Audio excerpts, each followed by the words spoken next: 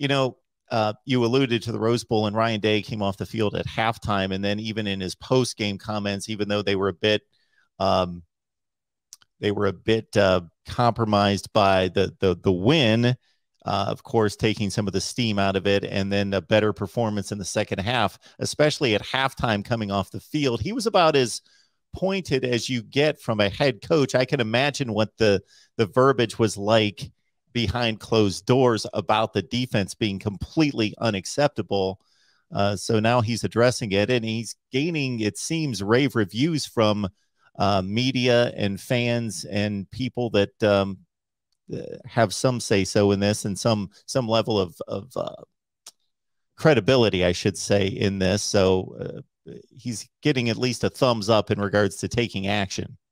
Yeah, he definitely had to do something, and I think he recognized that. Obviously, he recognized that. Ryan Day understands, and he brought it up many times, but specifically before the season, the pressure that is Ohio State. And when you have an offense that's as historically good as what the Buckeyes were this year, you saw it in the Rose Bowl. I mean, you saw it throughout the season with C.J. Stroud, the receivers, and clearly the next group of receivers is going to be just fine, as the Rose Bowl showed. When you have an offense this good, you've got a window here. And, Ohio State will continue to recruit good quarterbacks. They'll continue to recruit good receivers, but there's a window here to win a national championship with that offense. And you need a defense that you don't have to be the best defense in the country. That'd be great if they can get to that point, but you need a defense that's good enough to get the other team off the field, let that offense get back out there. That's what you need. And I think Jim Knowles' defense will take some time, just like it did at Oklahoma State. Maybe not quite as long, maybe not 4 years, because he's dealing with, higher caliber athletes, 4- and 5-star recruits, as opposed to 3- and 4-star recruits that he had in Stillwater. But it will be interesting to see how this coaching staff on the defensive side comes together. Obviously, so many new faces. We'll see how they integrate with each other, but also integrate with the players.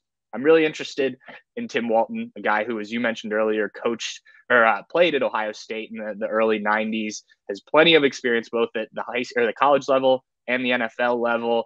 Most recently, coaching with the Jacksonville Jaguars. I found something yesterday, wrote a little bit about this, that Jalen Ramsey, now with the Los Angeles Rams, but widely considered one of the best cornerbacks in the NFL, had great things to say about Walton during an interview he did with, I think, at ESPN in 2019. Called him the best defensive backs coach he'd probably worked with in his life.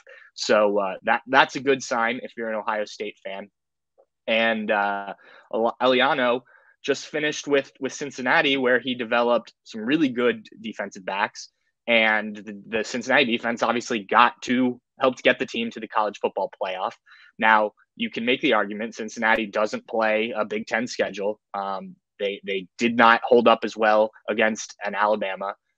But I think that, when you're working with more talent, higher caliber athletes, you've got other coaches on that defensive staff, he should be able to elevate that and use what he was able to do at Cincinnati to have success. It's not a huge track record like it is with Walton. He hasn't been doing it as long, but I know he comes in high regard. And Ryan Day, from my understanding, was pretty happy with the conversations he had with him. So it'll be interesting. It certainly will. I think I'm excited to get a chance to talk to some of these coaches and kind of get a feel for what this defense is going to look like. I think that's going to be the story of the offseason. The offense is going to be good, like I said. How does this defense change? What personnel is going to be different? Those type of things. Spring's going to be certainly interesting on the defensive side of the ball. Chauncey Gardner and Kobe Bryant at Cincinnati, considered by many to be the best cornerback tandem in college football under Eliano's direction. And, Cincinnati, considering the talent disparity and the issues that they had on offense, which never helps a defense when you're constantly 3 and out versus Alabama, in a sense, the defense, at least from a passing standpoint, held up pretty well against Bryce Young and company, considering the kind of numbers that they typically put on the board. Pat, I'm sure that Ryan Day has not met with the media since the Georgia-Michigan game, and then obviously Alabama-Georgia, but it would have been fascinating to get his response to watching that level of defense, knowing that that's that's the goal. That's the standard. And right now they've kind of displaced Ohio State as being that running mate with Alabama, and of course got the job accomplished. But just to see those defenses play, especially being able to contrast that versus the Michigan game, with that being, you know, the connecting comparison being the Wolverines. Yeah, like I said, when you have an offense as good as Ohio State's, you just need to get that defense up to snuff, so to speak.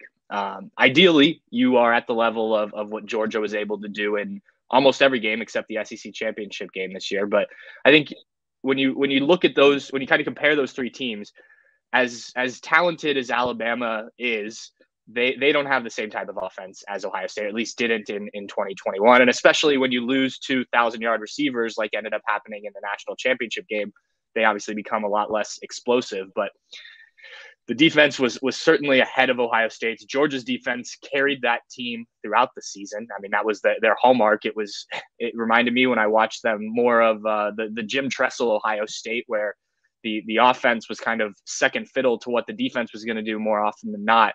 So yeah, I would have certainly been interested if Ohio State had been able to find a way, beat Michigan, and get into the college football playoff.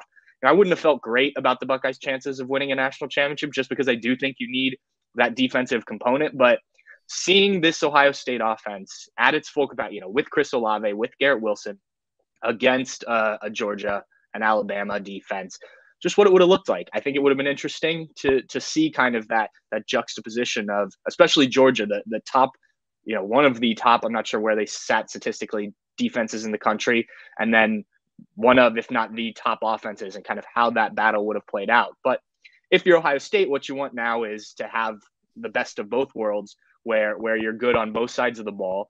And, you know, they've certainly catered their recruiting a bit more to defense the last two classes, including the guys that will be freshmen now.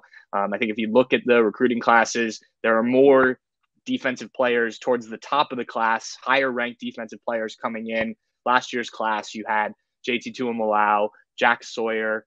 This year, you have a few linebackers that certainly will help Ohio State down the road. So there's definitely this shift of, okay, we know we can still be good offensively. We know we can recruit that. We know we can coach that. Now, how do we get the defensive side figured out? And Ryan Day decided that the guys that had been there had their chance, weren't able to do it. Now let's figure out how to kind of adjust with new personnel on the staff. Yeah, regardless of what the numbers say, I think most people would agree Ohio State had the best offense in the country and Georgia had the best defense in the country, and it would have been fascinating to see those two go up against each other. But unfortunately, Michigan got in the way, and then they were, you know, and they earned it. There's no question about it. They earned it, but then they weren't prepared, and probably a bad matchup for Georgia, probably too similar, but not enough talent.